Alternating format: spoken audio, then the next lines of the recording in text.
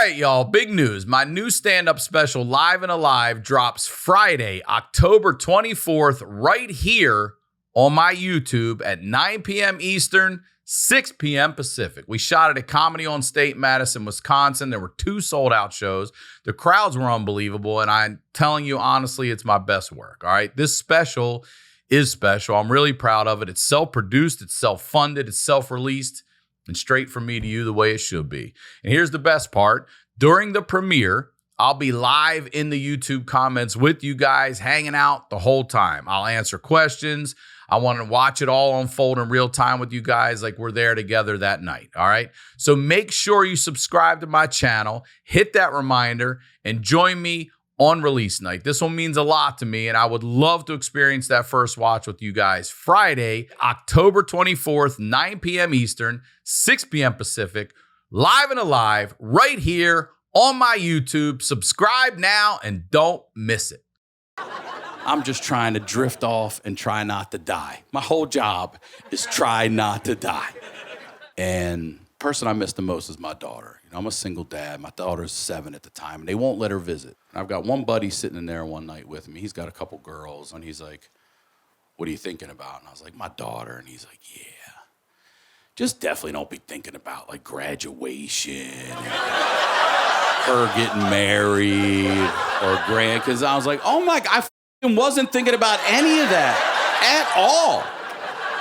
I'd certainly thought about things that I would miss, but I thought about things that were more current. Like, for example, I love to go fishing, and I take my daughter fishing all the time. And at the time, she hadn't caught her first fish. I want to catch my daughter's first fish with her. I don't want her mom's boyfriend doing that. Steve.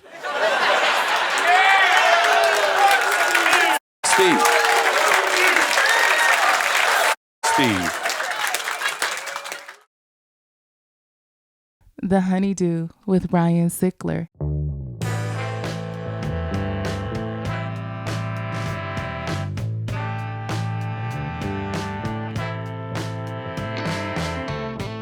Welcome back to the HoneyDew, y'all. We're over here doing it in the Night Pants Studios. I am Ryan Sickler. Thank you for watching this show. Thank you for supporting anything I do.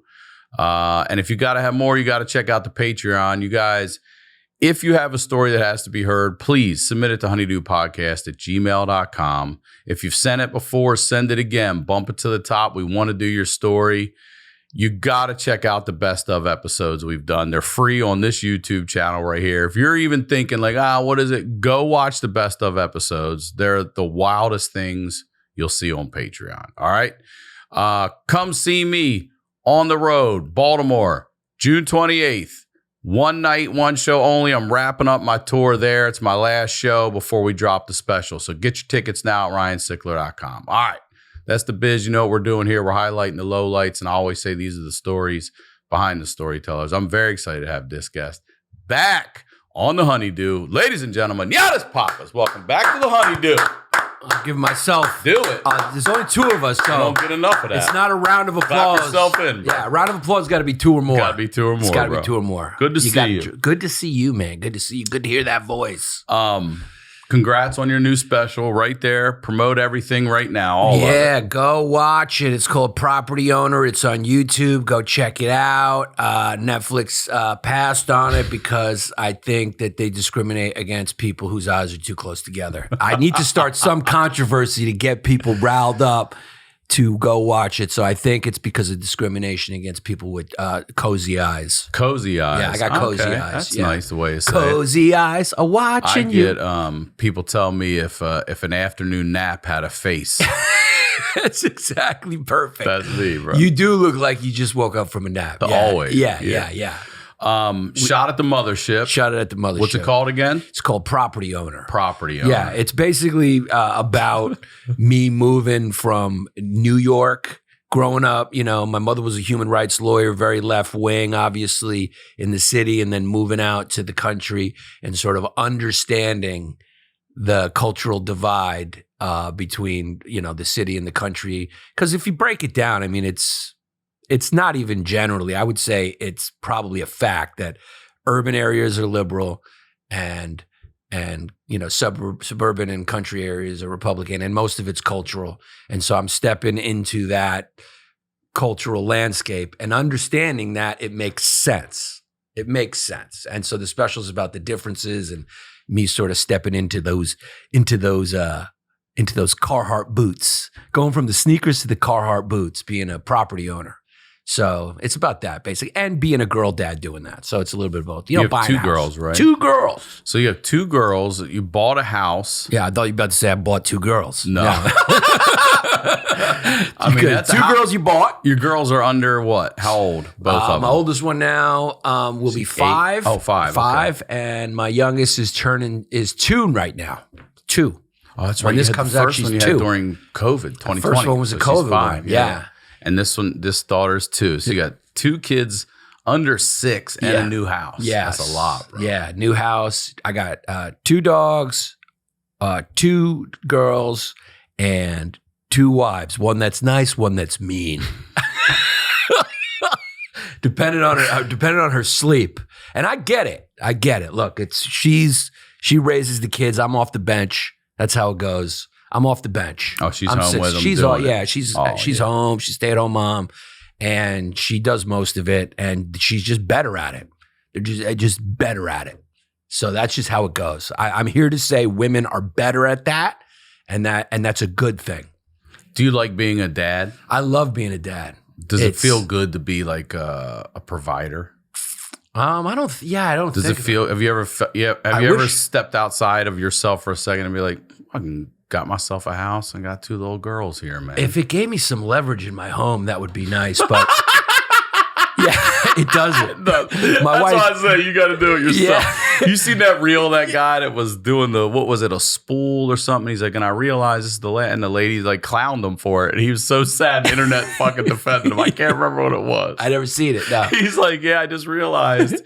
Well, all the years, this is my life in this thing. And she's like, well, you're an idiot. Yeah. He just looked at her like with tears in his eyes, like, I'm trying to have a moment for myself, for Christ's sake. Yeah, no, it's the wife, the happy wife, happy life is true. She runs the house. She makes the rules. She's the boss. I'm kind of the enforcer, but not really, right? So I'm the enforcer of good times because my wife's father is a doctor. So it's like me being the provider means nothing to her. I see. She grew up okay. So I can't use that. I meant more for your kids, though. You know, I thought you meant in the battle of the sexes. No. No. Sorry, not at all. I just mean, does it feel good to be like, man, I got 2 little healthy girls over here, which we'll get into. Yeah. And listen. Here's the thing about comedy. Her dad's a doctor. Yeah. No offense to anybody out there who's a doctor, but they have a program where if you do this, you become a doctor. That's right. And I always say, you know what they call the guy or person who finished last in med school? Doctor. Right. Still a fucking doctor. Still a doctor. You're a shitty one. Yeah. Statistically, there's going to be one of those people is going to be the worst. You're going to have 2.5 star reviews, but you're still a doctor. Still Probably. A doctor. Yeah. Comedy? Maybe. Yeah. Comedy? No. There's no course. There's no anything. So to jump into this whirlpool and still fucking come out with a house and 2 girls. And I mean, that's got to feel good. It does. It feels good. And I think probably the thing that feels the best about it is the lifestyle it affords that we're able to spend time with them. So it's like I'm able to do what my parents didn't do because they weren't comics. They weren't comics. And, they just abandoned me and left me there because they were working so much and, had their walls up from their traumatic lives. So it's good to break the cycle, be home, be a father first, make that choice. That's a choice because comedy and being a father are opposite. I mean, it's great because your schedule is like you're there when you're there, but then when you're gone, you're gone. And I don't like that when you're gone part. It's sort of opposite like that. And so I had a little bit of an existentialist crisis where I was like, what am I? Because you got to go full after comedy. You got to be all on it, on the road, take everything. And so I just finally got to the point where I was like, I'm a father first. I'm not going to struggle with the 2. If I have to choose, I'll go father. And then a calm came over me and I was actually a calm about my career too. It's like however big it gets, but it's good right now. And I pass up on a lot of stuff. It's, the agents get mad, but it's like, fuck you, dude. It's like, whatever, you know. First of all, most of the money I'm making myself anyway. But so it's the best of both worlds, like everything is. That's the best you can hope for. But that aspect of it I appreciate is that like I could be there for a 24-hour, 48-hour, 72-hour span, pick them up from school, take them to school, you know, pre-K right now. And so that part is good. Yeah. So, and I love that. And you too. give it into I family. do. You give it into, hey, my wife, this is what I've committed to. These are the choices I've made. I'm going all in on it.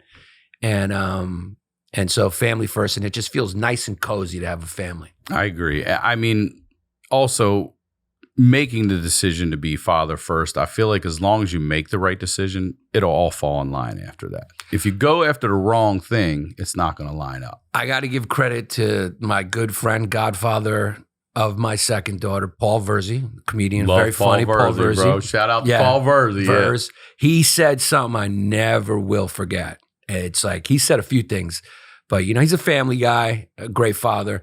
He said, any decision you make for your kids is a right decision. And I was just like, whoa, because you get these things that come up, you know, and you're like, ugh, you know, I got to go here, or do I go to LA for a week? Or I got to go to Austin for 2 weeks, or I got this schedule of whatever it is. And if you put your kids first and it's a decision for your kids, no matter what you lost, it's a good decision. So that just put me at ease too, because these things are confusing when you become a new dad, especially when you're a comedian. You know, you're probably a broken toy to begin with, so you're uncomfortable being a father. Then all your childhood shit starts coming up when you're looking at your kid and you're loving your kid and you're going, oh, that's all they had to do and they didn't do it. Dude. Yeah, all they had to do was play with me and they didn't do it. Hug? Yeah, my parents. My parents treated me like I was 40 my whole life. It was like, here's your brain injured brother, figure it out. That's all you had to do. Yeah. A kind word, a pat on the back. Yeah. A hug. I think of that all the time. Like, right here's where I would have liked some encouragement. Yeah. Like, I agree. I'm proud of you. Yeah. I'm proud of you, girl. Yeah. Well, that's why we do what we do, is because we're trying to get it from strangers. Yeah. Yeah. I mean, it's a cliche, but it is true. It is 100% It's 100% true. Mm-hmm. So, yeah, it's being a father has of two. Because, you know, and Burr said something interesting to me once. He said, when you have one, you're like, you got a kid. But when you have two, you have a family. And so it feels that way. It's like there's life in the house. There's more than one person. You know, I don't just have a daughter. I'm not a father with a daughter. I have a family now. And you have two kids. So it's great. And yeah, and the wife's there. And the wife is great. And I love my wife. But, you know, you need to, you know, I wish I can't use that as leverage. So what I do is I try to be nice to my kids, as nice as I can to my kids, because I want them to grow up to be beautiful, you know, well-adjusted women. But also, if me and her get divorced, I have them as allies. So that's good. So that's a good reason to be great to your daughters, is if you get divorced, you got allies. Yeah. Yeah. So I'm like, you know, look at her, you know, look at what she's doing. Mom with her anger again, you know. Even though her anger is, you know, is appropriate at the time, they're doing something wrong. You know, I go like, well, look at her. She's getting angry. She's got anger problems, even though it's the right thing. But just in case, you know, I got allies. That's what you got to do. And that's why I'm never getting like guys who get snipped or whatever, like Ari Shafir got snipped. Don't get snipped, dude, because if now he's married, he has no leverage. That's the one leverage men have. What do you mean? We can always leave and fucking do an Al Pacino and have another family at 80. So it's the only leverage we have. Nobody wants it, but I like to be able to threaten it. It's a card I like to be able to threaten it. It's like I'm threatening you with this senior citizen. I mean, look, I can still do it. Yeah, you need to give me a Downs, baby, but I got one in me. I still got one in me. Yeah, that's the only advantage we have over women. So he's snipped and married and has no more advantage. He's got no leverage. No leverage. You need leverage. You need a little bit of leverage. That's fucking hilarious. Yeah. Let's shift gears and talk about your daughter, your youngest daughter. Yeah. When she was born, I guess there were some issues when she was born. Yeah. So both my daughters were born, you know, my first one was during COVID, so there was that fear. I think we talked about that. Mm-hmm. Yeah, we got yelled at by the internet. Yeah, my cousin just died of cancer. That sucked. You know, while my daughter was being born, I was going through that. And then also my daughter, as it turned out, first of all, my first daughter, we didn't know that my wife had what they call preeclampsia, which is like can be very dangerous. Is when the blood pressure spikes. So it was during COVID, right? My first baby was born, so they weren't even checking her for stuff like that. And that was during that. It was like COVID at the beginning. So, back then, like we look back and it's like, if you didn't have COVID, they just let you die. And they're like, oh, you got a heart condition? You're like, you're in the back of the line. Yeah, you got you're in the stage 4 hallway. cancer, you're in the hallway because this person has COVID. Yeah. Yeah, we got to see them first. So finally they caught it on my daughter's due date, the first one.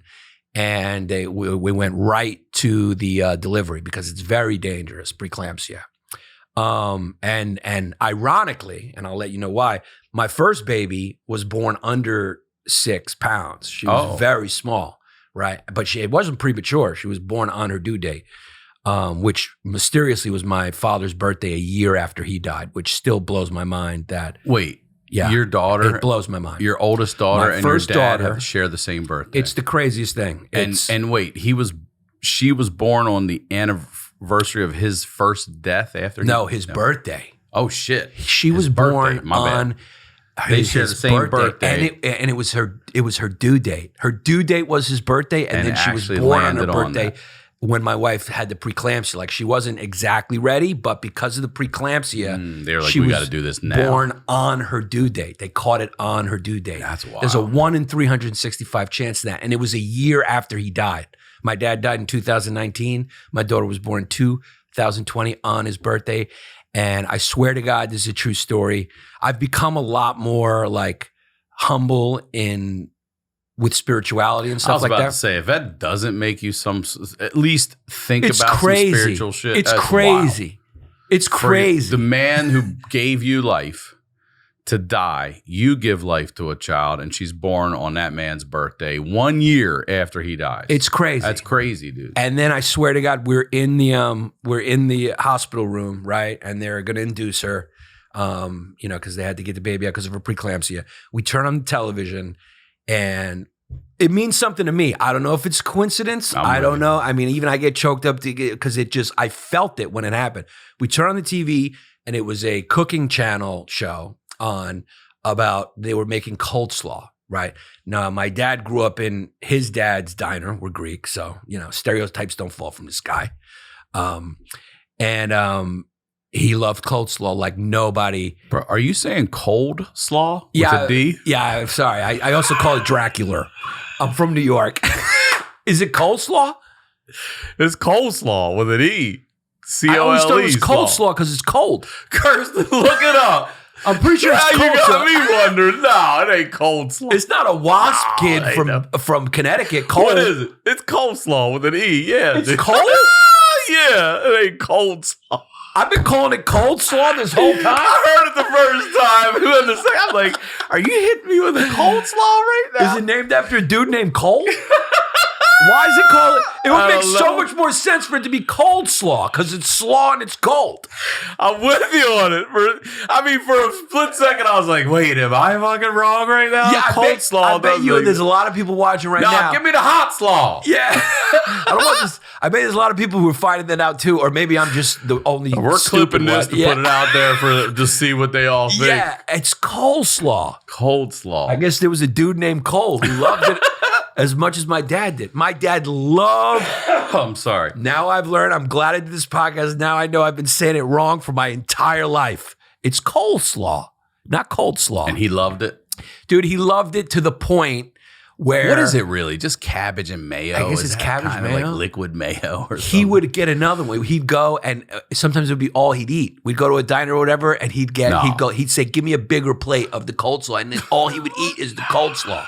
That's how much he loves coleslaw. That's a lot. Yeah, he would get That's like a salad of it. he would get a salad and coleslaw. And they would look at him confused. Yeah. Because there was a that's couple like times- we give that away. Yeah, there's a couple of times he'd be like, "Can you bring me another? Bring me another." And they'd be like, "Can we just bring you?" And he'd be like, "Yeah, just put it." So he would just get it in a bigger bowl. Oh and my it would be God. the only thing loved he it, huh? ate. He wouldn't order anything. He would eat the No coleslaw. fries, no nothing. He would just eat the coleslaw. And they should have charged him for him. And so you turn the TV dude, on. and they were making, it was like some chef making her coleslaw, and I just got chills because my brain went immediately to my dad on his birthday. Of course, it's his birthday. It's his birthday. My daughter's favorite being born, meal, his favorite thing, and it's a quite unique thing. It's like you're not going to meet a lot of people.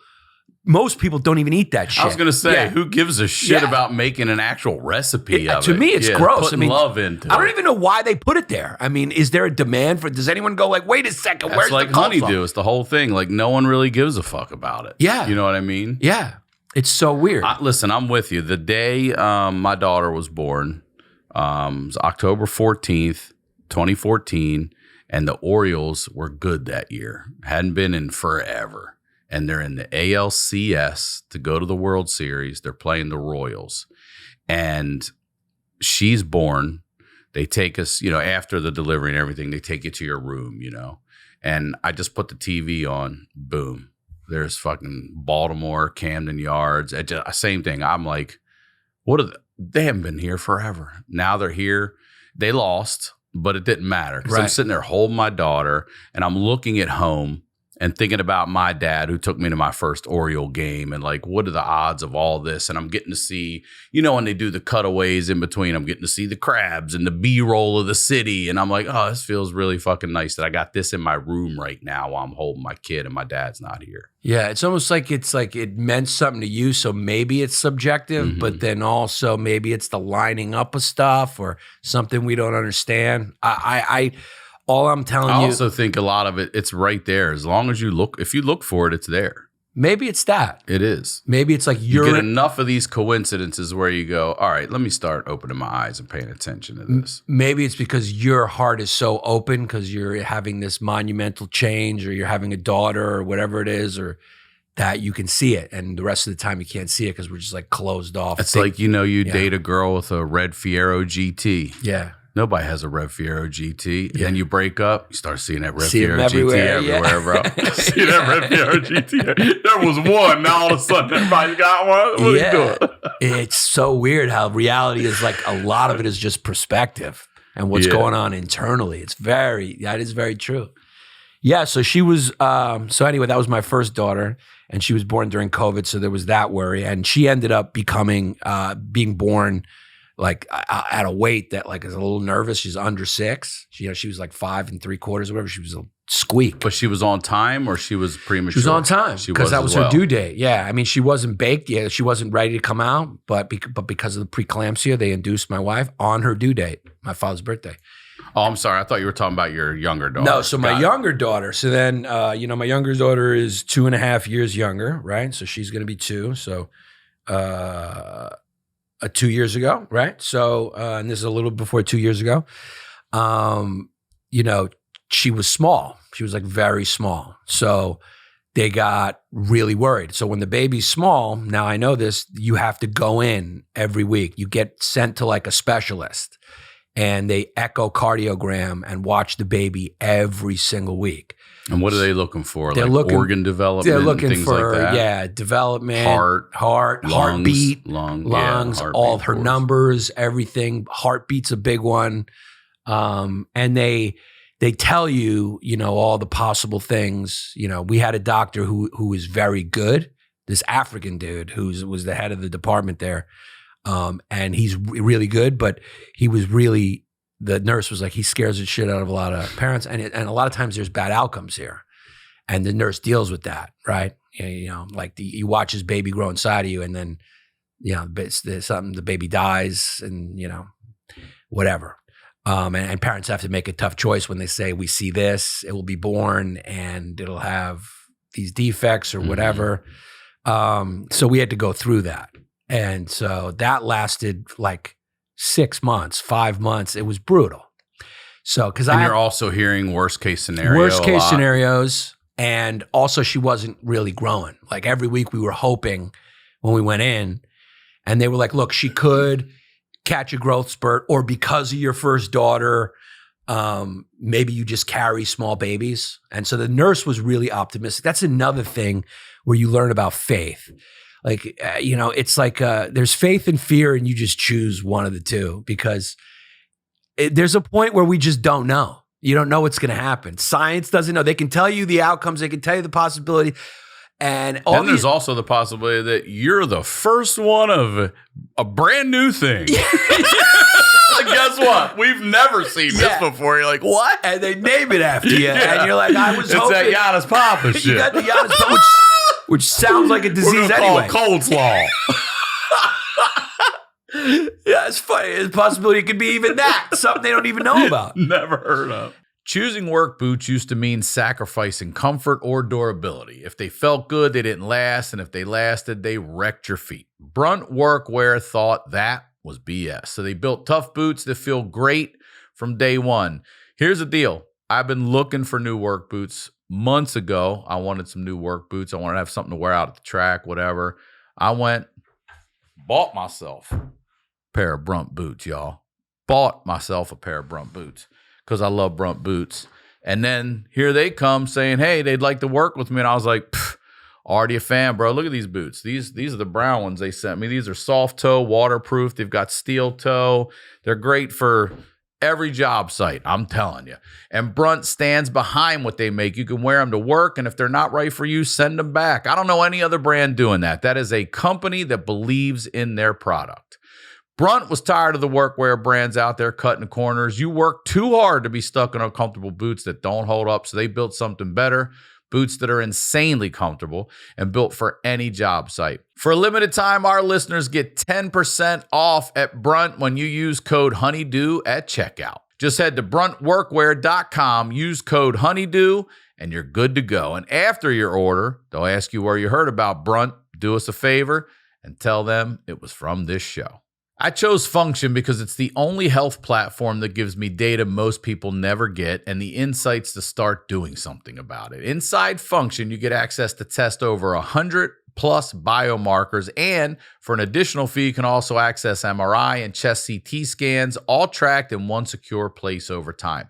Chronic stress can add up, increase systematic inflammation, and raise the risk of a variety of conditions like cardiovascular disease, autoimmune disorders, and neurodegenerative diseases. I use this and you should too. I just recently went and had my CT scan. I actually went a little further and had a cardioangio scan on my heart as well.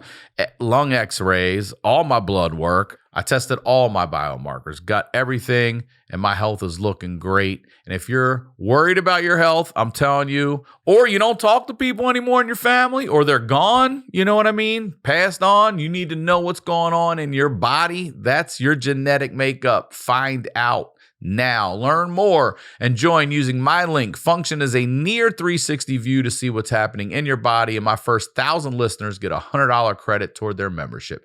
Visit www.functionhealth.com/honeydew or use gift code honeydew100 at sign up to own your health. Now, let's get back to the deal. And so people who are like strictly atheist or like cynical, or it's like, have you ever really been in a position where you cared about something so much and you were so helpless and all that was there was faith or fear? Have you ever been there? Because once you're there, you're like, you realize I'm a human, I'm helpless, but I have these massive emotions. And your heart's just wide open, and all you have is either faith or fear there. And so you got to choose one. You can't just, there's no, well, can I just say this? I'm with you. You can't sit on the fence. Too much. But for me, it's always been both. Yeah. I mean, I'll take faith all day, but I'm not going to sit here and act like I'm not scared. Well, other people's like, I'm too scared to do it. I'm like, listen, they're like, how do you do that? I'm like, I'm terrified to do it, but I'm not going to sit here and not do it. Right. I'm going to walk fucking forward, diarrhea the whole fucking way, and be terrified that I'm doing this, but we're going to go goddamn do it if we need to fucking do it. We're not going to just sit here. Well, they're two sides of the same coin, right? It's like you can't have one with the other. And that's right. That's life. Yeah. But you can choose to spiral push into yourself, fear, or you push can yourself just the other way. You can just hope, right? And just like, I don't know, some people pray or, whatever it is. But those moments are the things where I don't believe organized religion needs to even be involved. It's faith, it's prayer, it's whatever. But I'm not going to church on Sunday and dropping something in the box for somebody. Right. You know what I mean? I will go downstairs in the hospital. I'll light a candle for you. I promise you, I'll do that. I still do that. Yeah. I'll go down and light one. Did you do that? No, I didn't do that, but I prayed. I hoped. Mm-hmm. I wish. I was optimistic. Yeah. I was like, it's going to be fine. I just did it that way because the other choice is spiral in fear. And my brother is brain injured, and his brain injury, I think I talked about it on this show. His brain injury was from being born. It was when they were still using the forceps. So, that happened to a lot of kids. Now they don't. They use a suction. But they used to use forceps, but it was how they were damaging, the brain is soft at that time. And when a kid would have trouble getting out, they'd put the forceps in. And that's what happened to my brother. And I grew up with that. And you can't sugarcoat that. It's just a tough way to grow up. You feel it's just tough for him. It's tough for everybody. It's not ideal. So it made me worried even I'm saying you got a lot going. Yeah. I was like, I don't want to do this again. And also it's your daughter. So there's the instincts of love. And I have another daughter, and also the health of my wife who's carrying the baby, and they're checking her numbers because of her history of preeclampsia. And then all the time, of course, I got to continue to do stand-up comedy and go on the road and being fucking, I did cancel a lot of gigs. My agent was great about it, but because I had to go with her every week. I wasn't going to let her go alone. I wanted to be with her, for those like very, unpredictably sensitive times and scary times. And it lasted a while. It was like they had to watch her, monitor her for like 5 or 6 months every single week. And then around the 7th month or 8th month, I can't remember, she just hit a growth spurt. There was one time she would, they did the echo, and the cord, sometimes the baby will sit on the cord or whatever. So her heartbeat was off, oxygen and heartbeat were off. They freaked us out on that. It was just that process of every week going in there going like, did she grow? She hit this growth spurt, and she actually ended up being born like close to 8 pounds, which is the irony because my first baby, who we had no notion of this because in COVID they weren't checking. They probably would have with her too because the baby was so small, but we didn't know because we weren't going in for those visits, and they weren't checking my wife's blood pressure because of COVID.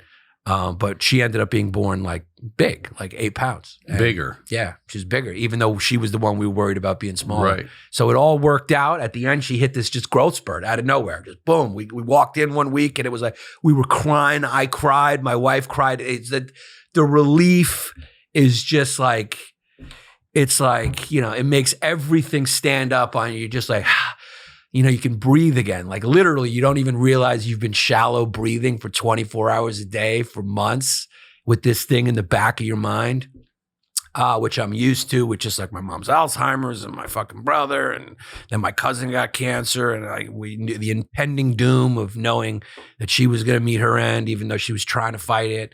She's my first cousin I was very close with. And she got a rare form of, that's the thing. She got a rare form of not prostate, stomach cancer or whatever, colon cancer. Everyone get that shit checked. I would say, I don't know if I've said that on this show, get that shit checked. The most preventable cancer, but the one that if you don't catch will kill you. So just say you have some stomach issues or whatever and go in, even if you're 40, you should do it by 40. They've already lowered it to 45. I would say, just say you're having some stomach aches, so the insurance will cover it or whatever, and go get it at 40. We just had a comedian named Mark Shimkitz. He came on the Patreon to share his story. He's been given a terminal diagnosis at 27. Yeah, I mean, it's brutal. It's the American diet. I've had like 6 polyps removed, a few of them pre-cancers, yeah. Go watch the Patreon. We released the episode free for everybody. He comes on to talk about it. He literally has, days. Oh, my God. Yeah. And he came on to share his story and talk about it and everything. And I told him, I'm going to tell everybody this watching or listening too, I just took, it's called a Gallery test. It's Galleri. And unfortunately, insurance doesn't cover it. It's expensive. It's about $800-900. But what it does, it's a genetic pre-screening for cancers, like 52 different kinds of cancers. And if they find something in you, it does not mean you have cancer, but it's got some detection of something in you where they can go and get ahead of it now. So I just did it. It was simple. I went, they send you the kit. You set up a blood draw somewhere else that they work with. I go in, they do it, send it back. Thank God. No cancers. I think we're heading into a time right now, which is going to be great because there's so much of that preventative. There's those preventative scans. You got the calcium scan now. Mm-hmm. There's another scan. Okay. Can we talk about that for a second? Because I haven't told this. My brother might get mad at me for this. I'll edit it if I'll ask him. But so I've been going and getting calcium scans for years now. My family is Italian, both sides, and knock on wood, we don't have cancers, but we got blood and cholesterol like a son of a bitch. It's mozzarella's fault, really. So I've got the genetic blood disease factor V Leiden on top of cholesterol and everything. My brothers, however, did not get it. My dad gave it to me only. My mom doesn't have it. Thanks they for don't that have gift, it. Dad. Right? So my younger brother's talking to me, and he's like, yeah, I've just been feeling tired and stuff, and my doctors aren't great. I just went to see this lady, and she told me to go get a calcium scan on my heart. And I'm like, you haven't done that yet? He's like, no. I was like, no one's ever told you to do that or anything? He's like, no. And he goes, this poor dude, he's got 2 fully clogged arteries. You saved his life. Well, no, I didn't do it. They did it. Yeah, but I mean, tell him. I'm sitting here talking to him about it. I'm like, I've been going and getting those. And he said, I had nothing to do with this. He came to me with this. He had already had the info. Two fully blocked arteries. Yeah. And the other one's 70% blocked. Oh, my God. And they're like, you need to go have heart surgery now. Right. So they set him up for a week, and they say, we're going to have you do a treadmill test and all this stuff. But he crushes the treadmill test. They said, you know what? Maybe we misdiagnosed it. Like, if your heart's that clogged, you shouldn't be doing the treadmill this way. That was like his VO2 max. They text, yeah. Mm-hmm. So then he goes back in on a Friday, and they say, if you have to have worst case scenarios, old school, crack you open heart surgery, which we just had a guest on the Patreon come on and talk about. And if not, technology is wild. We can put a stent in your arm right now while you're sitting here in this chair, and you'll be good to go. I had a friend of mine get a procedure where his widowmaker was blocked, and he's like, I didn't even go to I just sat in a room and they did it. And I was like, what? He's like, I was back to work in 2 days. Yeah, it's crazy how advanced they are in cardiovascular stuff. So my brother goes in, and unfortunately, you have to have old school open heart surgery. So he just had it just last week. He just had old school open heart surgery. They cracked him open. They took arteries from his neck, made the bypass, triple bypass in his chest, took the veins from his legs. And I'm like, dude. And I'm going to see him at the end of June. And I call him and I go, except for like being a little short of breath, you sound like yourself. He's like, yeah, they tell me I look good. My color's good. This motherfucker had open heart surgery, triple bypass, and was out. They sent him home in 2 days. Wow. 2 days. Yeah. So now he's just home doing his PT and all this stuff. And I was like, you need to be, he's like, I got the best cardiologist now. I'm good to go from here on out. And you got to do some lifestyle changes. Lifestyle changes. Yeah. And the doctor told him too, like, listen, with this new heart, you'll be good for 50 years. Amazing. Take care of your diet and walk. Listen to this, 5 times a day or a week, 45 minutes a day. Yeah. You don't need to be that's what he said. You don't need to be marathon running or any of that shit. Just walk move your machine. Yeah. 5 times a week, 45 minutes a day. Wait, does he live in the country or the city? He lives in the suburbs. Well, so he's walking out there. Yeah, you got to just walk. You got to walk. That's the thing I learned about moving out of the city is I never knew I had to plan to take a walk. Yeah, yes. You're not walking to go somewhere anymore. Yeah. And you're getting that walk in because I'm going to the club or the restaurant or whatever. Yeah. You got to go. I guess I'm going to go walk the cul-de-sac. Yeah, you got to plan that. Walk around in a circle. Yeah. You got to, when you get older, you got to do that shit, man. Yeah. I never knew I was gonna have to schedule recreation like a prison mate. Yep. Yeah, it's like, all right, it's time to walk, and then you just walk in a circle. I said, get the kids out there, let them ride their bikes next to you and shit, and just walk. Put your AirPods in, walk for 45 minutes, do whatever you got to do, man. But he had that it was like Tuesday last week or something like that.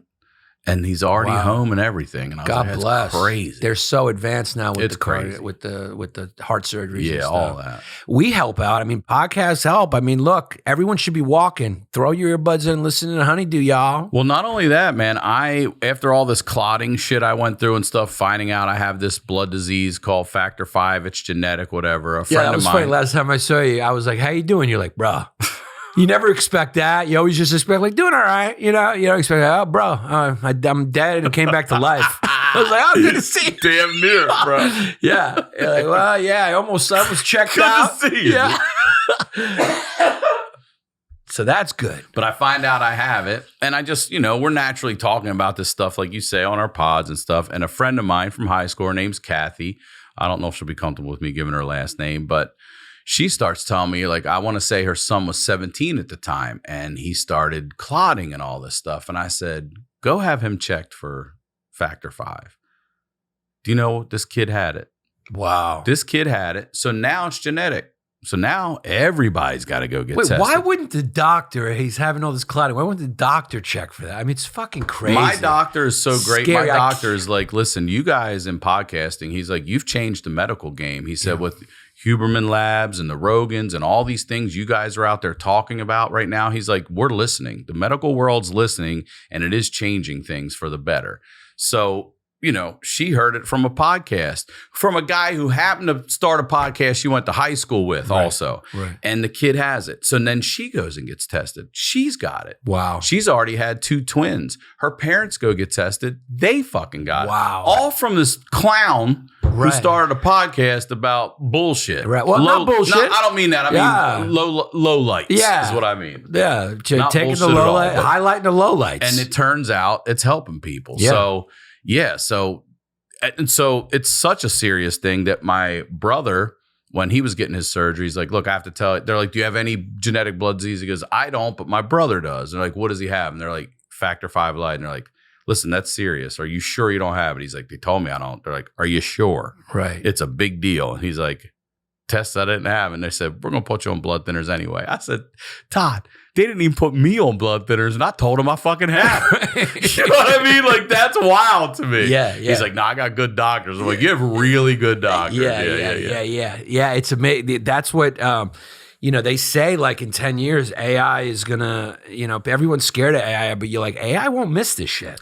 Well, that's the other thing, they'll too. be on it. If they're smarter than us. Instead of a medication, if you could put a microchip into someone to kill leukemia cells or whatever, I'm all for that for myself. I mean, if you don't want to do it, don't do it. But I'd rather do that than take pills. Yeah. You know what I mean? Get addicted to Percocets or whatever. If you could put a chip in your body that takes away the pain. I'd rather look at how they do eye surgery now. When you have corrective eye surgery, it's a machine. It's a Would you do that? Laser. I'd rather that than the person. I don't want some dude who's getting over a drinking problem, who didn't get a good night's sleep, who's there with his hand. No, Arguing with his wife and give shit. me the mathematically trained, laser that has no emotions. I'll take that. I mean, I'm glad we're humans and we have emotions, but if I need surgery, it's all about precision. Yeah. Give me the machine, dude. Give me the machine. And they're saying, like, doctors now are able to sit, like, in Japan and work the machine over here. Yeah. You're laying there like, we're going to take your pancreas out. You're like, what? Like, he's hanging tight. Yeah, and they use the machine. Instead of that guy coughing in there and shit, and he's fucking a nurse, and they're having a bad time. Just give me the clamp. Give me exactly. Yeah. I mean, you don't know what they're going through. So it's like, I mean, dude, I live in New York. We don't have these self-driving cars yet, but they're all over here. Oh, everywhere. It's crazy when you look and there's nobody Everywhere. driving. It freaked me out the first time. I didn't even know they dropped them in the city and stuff. Dude, it's they're everywhere. Crazy. My daughter's been in one. I haven't been in one yet. Are they she went getting with her into mom. accidents and stuff or not really? I've seen some. I've seen other things too. They're called Waymos, and I guess that's the there's ones like, I'm seeing. Yeah, the white ones. There's a hub in San Francisco, I guess, and they showed a video one night where they self-park, but because they're all pulling in next to each other and stuff, they just start beeping and honking and stuff, and so all the people that live in the area are like, "Fuck!" There's hundreds of them down there. The one thing I've learned, I tested it. I tested it out. I was like, let's see if this is not a person driving and it's a computer. Let's see. You know what I do a lot? I cut them off. To see what happens. If one's coming, I'll pull out real quick and see, and it'll slow down. It ain't hit you. Yeah. Another guy be mad. He'll hit pass up, try to get. I get in traffic too, and I look over and I fucking get over, and they back off. Or if I'm pulling out and it's one of them, I pull right in front of them. They'll stop. They'll stop. I have a Tesla, and so that last software update that they did, I don't know if you've heard about it. The self-driving is crazy. I thought they were self-driving all the time. They were, but it was like shaky, right? Okay. It was like it would turn off, or it wouldn't stop at stop signs. It wouldn't read. It was like a little, really? it was a little nerve-wracking. Yeah. A few times it would jolt, and you'd be like, go in the tunnel and misread something. They have it's leapt, it took a leap forward. It's there now. I mean, dude, I don't drive anymore. Come on, you don't put your hands on the wheel. You have to keep your hand on the wheel, and they have AI that watches your attention, which means you got to be looking forward. But also, you can just put your phone on the wheel and look forward and just watch the phone. I watched the Denver Game 6. You're just holding the wheel holding the wheel. I was holding the phone on the wheel. You have to put pressure on the wheel so the car feels like you're. But when I'm on the highway, so you can't just read a book. No, you cannot. Okay. But I trust it so much. If I'm on the highway, like on the streets in New York, but you can drive it on the streets in New York too, and it stops. It makes turns. It stop signs. I mean, and then it goes when it's clear.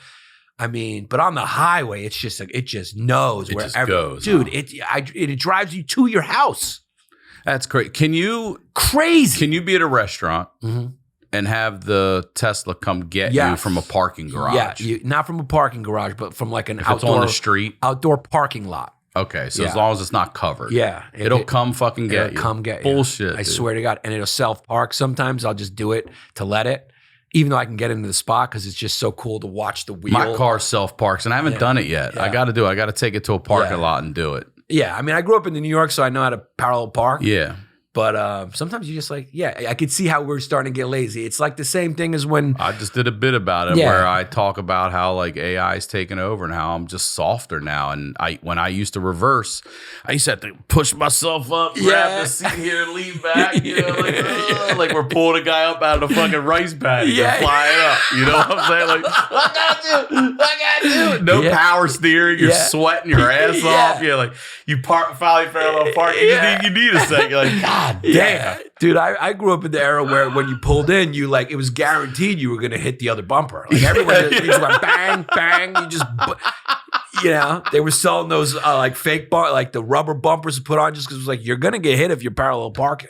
I got now the car goes like beep, beep, beep, beep, beep, beep. Yeah, no. Yeah. I'll tell you one time I was really, when it first happened to me, I was proud. I was like, oh, here we go. When it's the one-way street and you got a parallel park on the left side. Not the right one. You got to go over here. You're like, oh, shit, I got a different one. You have to. It's harder that way. Yeah. The dude, when I drive a Volkswagen Atlas, I got an SUV, a midsize one, and he showed me this trick for city driving. I had never thought of it. It's so you can set the distance in your car. It'll give you an alert, so you can get closer to bumpers or farther away. So you can set it for a cruise control where it's just safe enough, the distance in front of you, but not to let a car in. And he goes, my buddy put it on. We went city traffic on purpose to Dodger Stadium and nobody fucking cuts you off or anything because it keeps crazy. It keeps right there. Yeah. It keeps right in the spot where no one can come and get you. Imagine what it's going to be in 5 years, 10 years. I mean, 10 years really seems like everything is going to change. There's going to be, a lot of it's going to be good. So I think we're focused on the bad because of the negativity bias. It's just how our brain is. But I think a lot of it's going to be good too. I really do. I mean, we've created something smarter than ourselves that's going to help us understand ourselves and help us so much. I know you're right because we're doing it all wrong. I don't want AI to do my creative work. I want to write my script. Well, it'll never take over that. Do my laundry. Right. Do my dishes. Yeah. Do the shit I don't want to do. Yeah. Fold my clothes. Yeah. I don't want to sit down and do laundry every fucking week and fold clothes and do my dishes. Do that, AI. Yeah. And we're just going to have to meditate a lot. We're going to have a lot of time to be spiritual, sit there because we're going to have time. So it's like, we're going to have to learn to live in the moment. We're all going to have to take up more hobbies. We're all going to have to learn jujitsu or whatever it is. We're all going to have to box. We're all going to have to learn chess. We're all going to read. We're going to have to figure out ways when it gets so intense where AI is doing so much, I think we may get more social again. It may come back again where we're like, let's do an activity together. Because we have to. The robots are doing everything else. Yeah, we got to do stuff. Let's have an adult. But we are in 2025. We're in a fucking world where you can have a car with no driver pick you up. It's crazy. You can have do you guys have the little, there's no way in New York, maybe you do the Cocos, the little, the delivery carts. No, they are. I feel like New York are kicking them into the street and everything. Yeah, I love those videos where they're just fucking kicking them over. Yeah, we don't have those yet. But you can have a robot deliver you food. You can have a car with no driver take you wherever you want. Like that shit's, we're here. We're there now. We're here. It's just the beginning. It's going to get nuts. And then when we fuse with AI in some way, with these chips or, it's going to, who knows? But it's not all going to be bad. I mean, it's not. I agree. Yeah. I don't think it's all going to be bad. It's not going to be bad. But it doesn't matter what good is. Someone always makes bad of it anyway. Oh, there's going to be a cure for cancer one day, and someone's going to do something horrible and shitty with it. But here's the thing that I'm interested in, right? Because there's people now talking to ChatGPT like it's a therapist, right? Because ChatGPT understands these patterns and mathematical probabilities and is just smarter in certain ways. What happens when it gets to that level where you can't, most of the things that people do that are bad are unconscious from your childhood. Like, the more you learn about the brain and everything, there's all this trauma and these projection and, oh, you're angry. What's under anger? Fear. And what were you feel for? And where was the first time? And, I didn't get a hug. Or, I got rejected. And so I'm now taking them. What happens when AI, it makes you conscious of all that shit? What happens? What happens when everyone else becomes conscious of why that person's doing that? So the person can't rationalize it anymore. And so what happens? What happens if we get to a point where we're like telepathically communicating or something like that? We can't hide shit from each other anymore. Well, they're saying that, I just saw this study yesterday about kids with autism they're saying they have a level of telepathy and things like that. Well, I think, I have a joke, but I'll say it on here. It's like, AI is just us evolving to be in the AI era. What if it's a natural selection? We're all going like, ooh, we're worried about this because we're like, what if the autistic kids are going, we're worried about you. You guys are going away. Yeah. Because my brain's a computer. It's already there. Toothpicks. Let me add this up. I'm counting toothpicks like Google.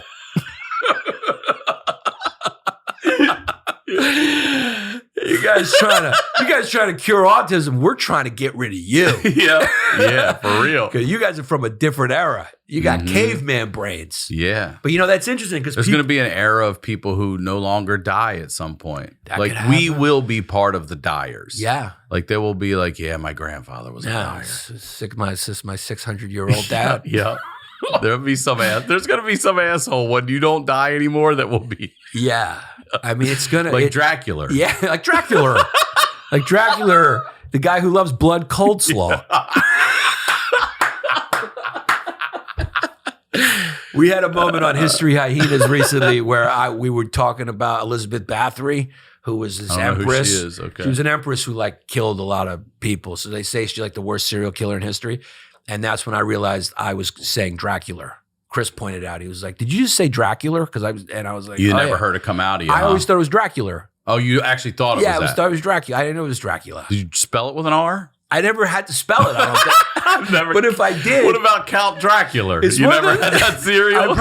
It's one of those things that maybe when I started having to spell it in the digital age, it just autocorrect. You're right. I still don't know how to spell definitely. I just let autocorrect do it. I got definitely down. Which is maybe the downside of AI is just we'll become so lazy and complain we won't know how to do anything, But the more they understand about the brain, bad people won't be able to rationalize their bad shit anymore or trick us anymore because we'll know why they're doing it, This year, Charles Manson did this because of this. It'll all be laid right out. Somebody's going, I'm doing this because of this. You're going, no, you're doing that because you hate yourself.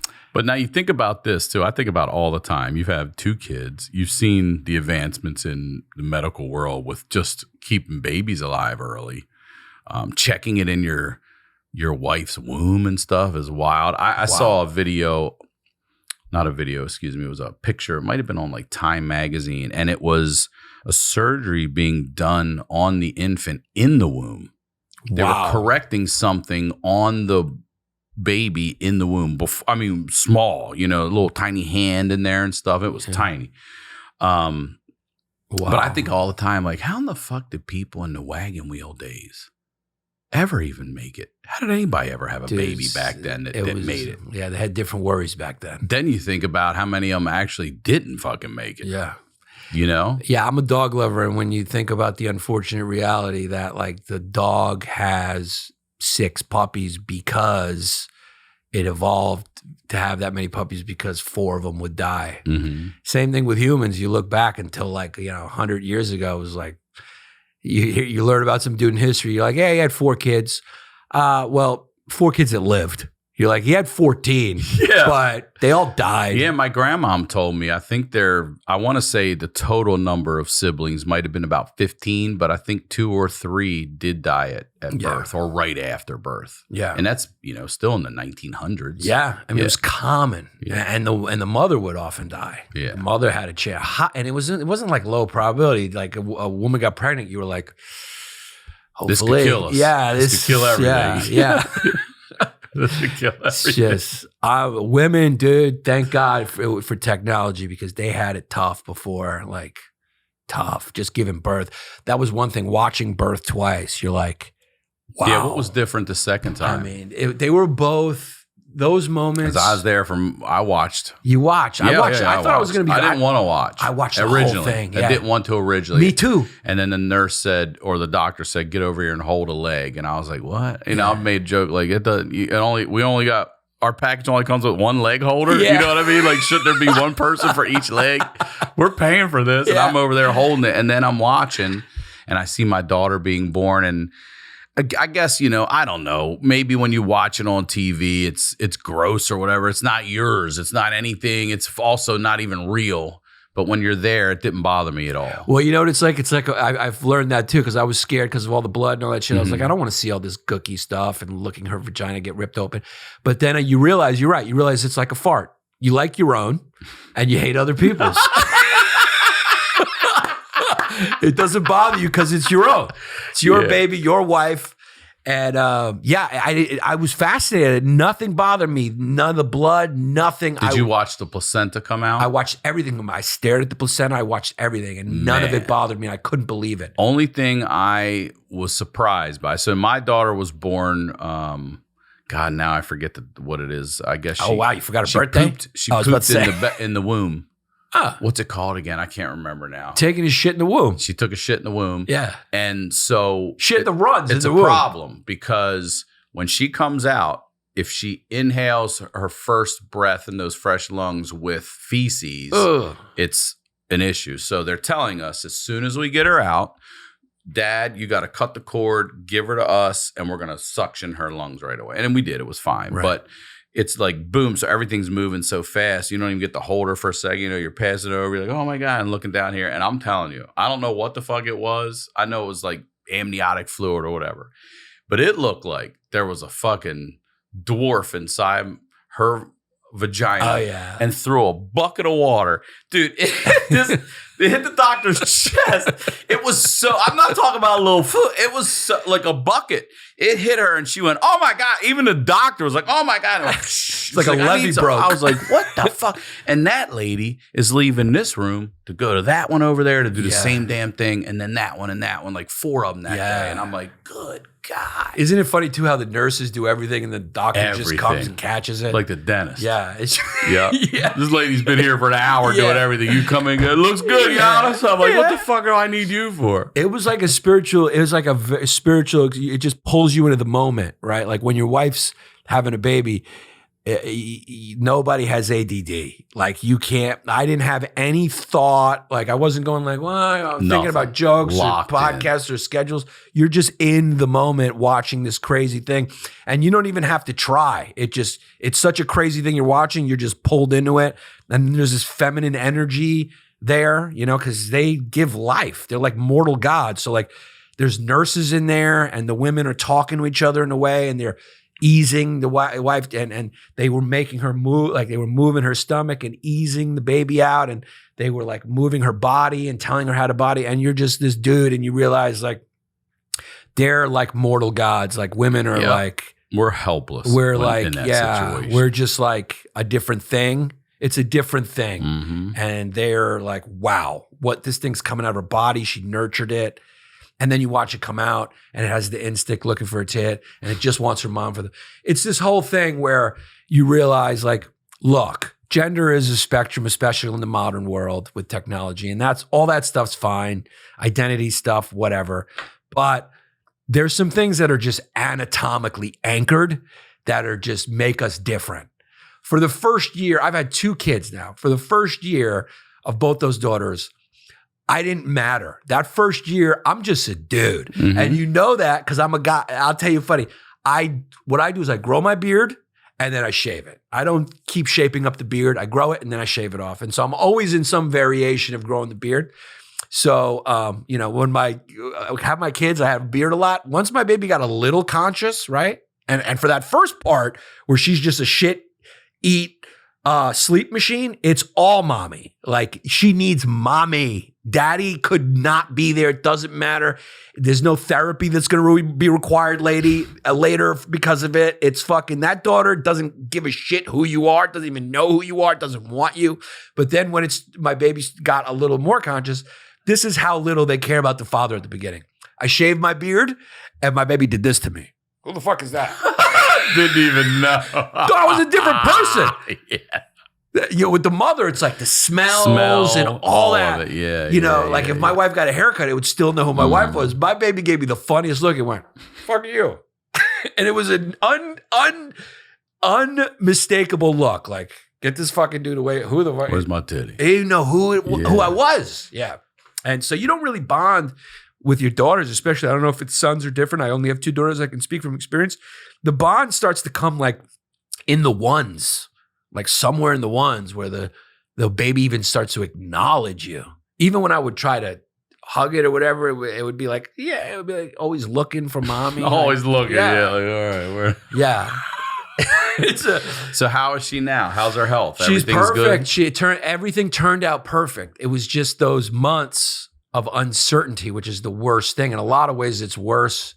I don't want to say it's not worse than hearing the bad news, but that uncertainty plays a trick on your mind worse. Future tripping every day, you're all future day long. Tripping all day long. All going day like, long.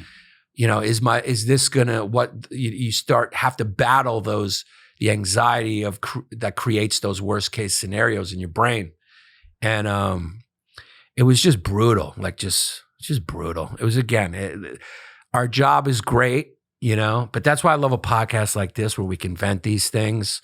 Because, we're people too. And our job is to go cheer other people up. And then it's like, well, who's it's like the Superman thing. I'm holding you. I'm giving you guys joy. But who's fucking holding me? Because, you know, we're on stage and you see that, but you don't see the pain that's going on in the life, which is, you know, I spoke about on this podcast, like when I'm on stage and my mom with dementia is just calling my phone, leaving the same message. And it's just, I feel it vibrating and I know what it is. And my brain is in 2 places at once. And I got this face on and I'm making fun of, you know, I'm making people laugh here, but like this horrible thing is happening at the same time. And so it's good and the only way you get over the lowlights is you highlight them by talking about them, inventing them, and bonding with other people. They're not going anywhere. They ain't going anywhere. They're part of your story. They're part of your story. They're necessary. They humble you. I don't know. They keeps you grounded a little bit too. It's 2 sides. Yeah. That's reality is. For everything, there's an opposite, and they go together. I mean, you can't know joy if you don't know pain, and but you got to be able to not be scared of the pain, process the pain, and use it, you know, alchemize it into something great. That's where it comes from. That's where all the best things come from. I agree. Yeah. Brother. Thank you for doing this. Thank you for having me again. Yeah, of course. Yeah, I'm sure I'll have more tragedy forever. Yeah, I'm sure. I'll just wait. I'll wait for some. In fact, I'll give you a call when the next worst thing happens. Promote your special, everything one more time. Go watch. Go to YouTube right now. Just put in property owner Yannis Pappas. Watch the special. Listen to the podcast History Hyenas with me and Chris DiStefano. We're back together. The fans are loving it. We're having a good time. It's good to be doing that again. And my podcast, Yannis Pappas Hour. And check my road dates. I got a couple this summer. Go to YannisPappasComedy.com to see me live on the road. All right, brother. Thank you, man. As always, Ryan Sickler on all your social media. We'll talk to y'all next week.